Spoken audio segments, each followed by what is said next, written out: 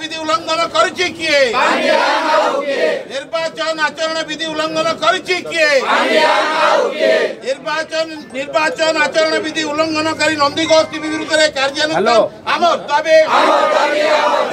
पांड्यान एवं प्रणव प्रकाश दास बबी दास ए दुई जन को तुरंत गिरफ्त करा जाऊ एवं आपण माने जानिचंती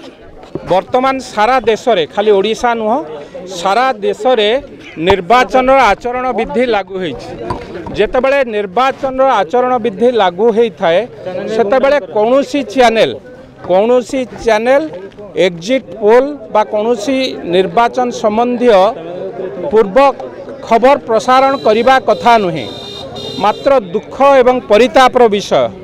ओडिशार एक चैनल नंदीघोष टीवी निर्वाचन आचरण विधि सत्वे गत काली जो भली भावरे एग्जिट पोल प्रदर्शन करिथला तांको टीवी माध्यम रे ताको आमे घोर निंदा करूचु। तो जो माने आधेरे अछंती तांकर परिचालक दायित्व रे होंतु जो माने तांकर स्टाफ अछंती तांको तुरंत गिरफ्त करिवा पई आमे निर्वाचन कमिशन पाखकु आसीचु एठी निवेदन करूचु कारण ए राज्यवासी की विभ्रांति कला भली तथ्य बा निर्वाचन संबंधी तथ्य तादेर प्रकाशित होइछि एवं जहाँ साधारण लोकों को विभ्रांत कला भलिया कथा होइछि एवं आपण माने देखंतु आपण माने सबु बड़ बड़ चैनल मध्य देशर बड़ बड़ चैनल ए सबु न करिबा पई जतबेले बाध्य होई कि बसिचंती सेतबेले नंदीघोष टीवी किभली भाबरे कार्यक्रम करिछि तेणु ता विरुद्ध रे दृढ़ कार्यानुष्ठान पाई किभली भाबरे जो जो माने तादेरे संपुक्त तांको गिरफ्त करिवा पई आमे दृढ़ दाबी करूछु। एक्ट 126 ए अनुसार आपण जानिचंती इलेक्शन रो एक्ट अछि 126 ए अनुसार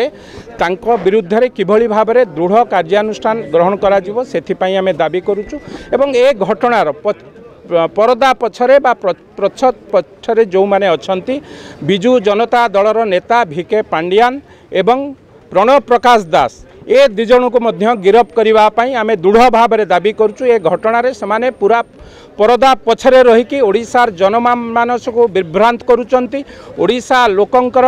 मानसिक को हत्या करुचंती एवं निर्वाचन आचरण विधि की जो भली भाव में स्पष्ट दिवालोक हत्या करिचंती तांको विरुद्ध रे दृढ़ कार्यानुष्ठान पाई आज आमे एठारे धारणा रे बसिचु एवं निर्वाचन कमिशनर को अनुरोध करुचु तुरंत ए घटनार तुरंत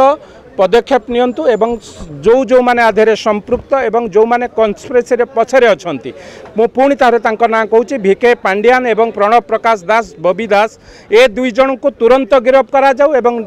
नंदीघोष टीवी रो जो जो माने कंसर्न अथॉरिटी अछंती बा जो जो माने कर्मचारी माने अछंती ए घटना को परिप्रकाश करिवा बाय साधारण लोकन को प्रदर्शन करिसंती तांको विरुद्ध रे दृढ़ कार्यानुष्ठान गिरफ्तारी पई आमे आज दृढ़ भाव में दाबी करू।